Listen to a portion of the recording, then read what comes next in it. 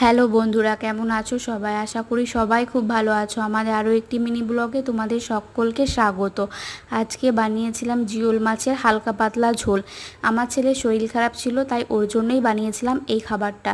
জিওল মাছগুলো আগেই লবণ হলুদ দিয়ে হালকা করে ভেজে রেখেছিলাম।